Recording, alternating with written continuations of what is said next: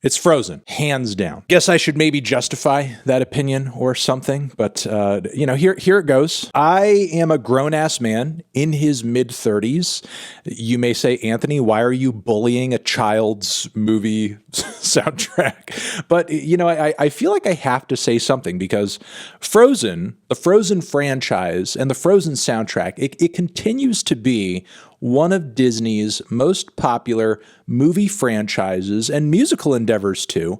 And I am continually perplexed as to why, especially because I have been blessed, as many in my age range were, to grow up really during a golden age of Disney movies, Disney animated movies, Disney soundtracks. You're talking Little Mermaid, you're talking Aladdin, you're talking Lion King. Many more could be named as well. But look, Disney, when they hit during this era, they were hitting. And I'm not coming on here to say necessarily that like Disney's best days movie-wise and soundtrack-wise are completely behind itself. I don't think that at all because, recent movies and films such as Moana have amazing, incredible songs in the soundtrack. How far I'll go! Also, many of the tracks from the new Encanto soundtrack are complete fucking fire too. We don't talk about Bruno. Whoa. Now look, there are some things I will give Frozen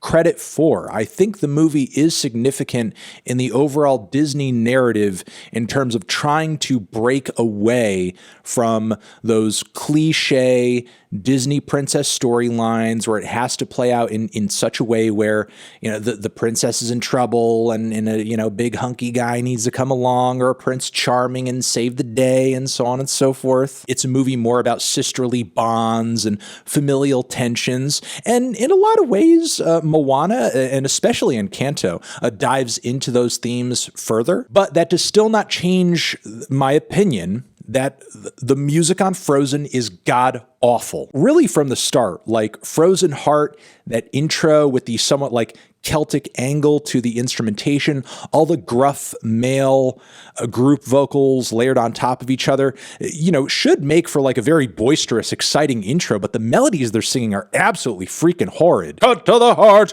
cold and clear, strike the... Do you want to build a snowman? I know that a lot of people, this song really touches their heart and everything because, it's little kids singing and da-da-da-da-da, and it's two sisters, and it plays so, clearly into the overall narrative of the film and those sisterly tensions. But like, For the First Time in Forever is one that I have to mention, and an interesting one at that, because while I do mention the narrative of Frozen breaking away from some of those Disney princess cliches, this song simultaneously is painfully cheesy in a way where it feels almost like a parody of the way your typical Disney princess musical monologue plays out. On top of that, the string work is very bland, very average. The duet Love is an Open Door, I really get nothing out of hearing Kristen Bell's and Santino Fontana's vocals coming together on this one. Like, the only good thing about this track is that it sort of breaks direction with the rest of the soundtrack. It feels a little more rock-oriented, and the horns and